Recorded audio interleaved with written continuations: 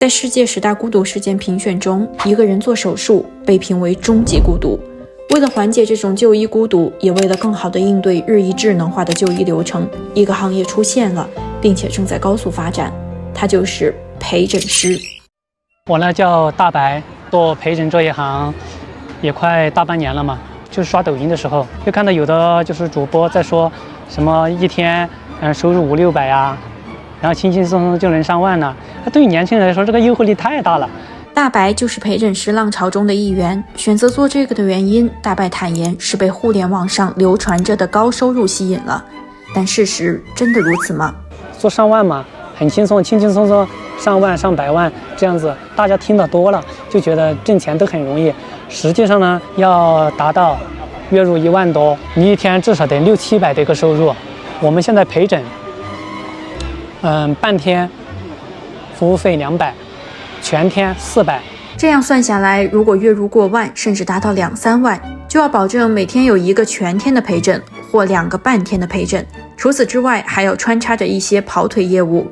一个陪诊师是否能够承受如此高强度不休息的工作，暂且不讨论。就这个行业的现状来说，大白认为这几乎不可能，至少不适用于大多数从业者。这个行业还没有一个就是具体的一个规范化，不管是陪诊师也好，我们的患者也好，对于这块的话都是处于一个观望的一个状态，所以它的单量马上不能够就是很明显，基本上前2月是处于一个吃空的一个状态。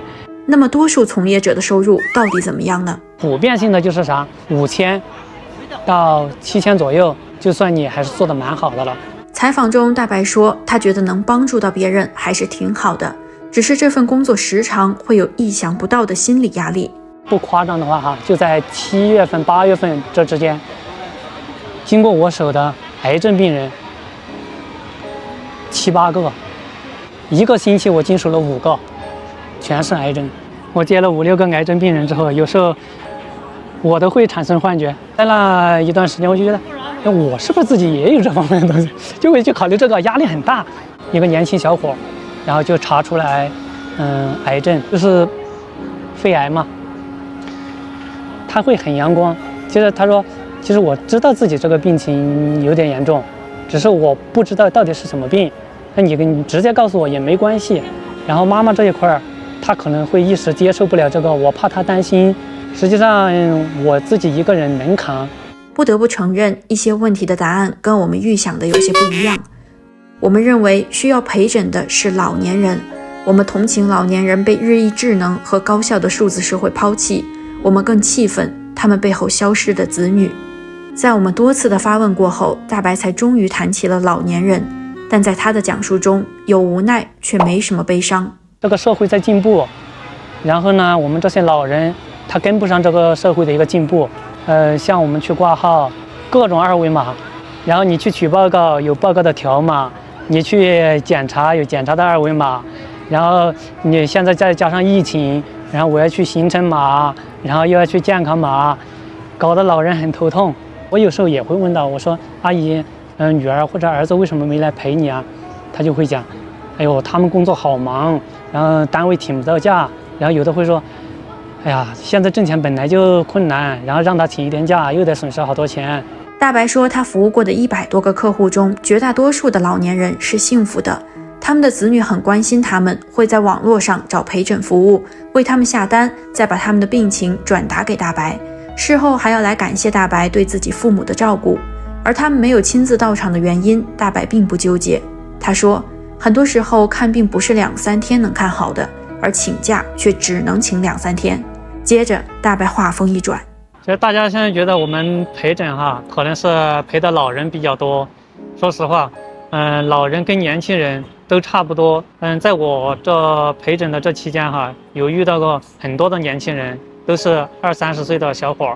他们在异地的时候，身边是没有任何亲人的，都不在。当时陪着那个帅哥，他的腿受伤了，就没人陪，然后自己要下楼。我当时去了之后，看着他这个自己在那个过道里跳着走路，看着这个场景的时候，我心里就很难受。然后我过去搀扶他，办了医院的一系列的手续，最后把他送回家。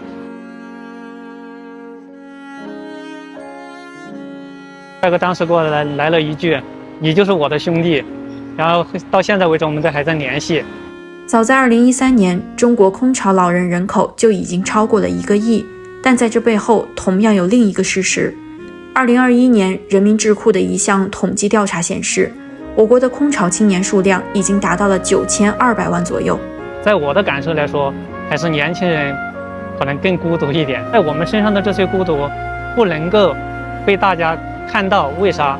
因为我们是一个年轻的群体，然后大家就觉得，这方面就没啥，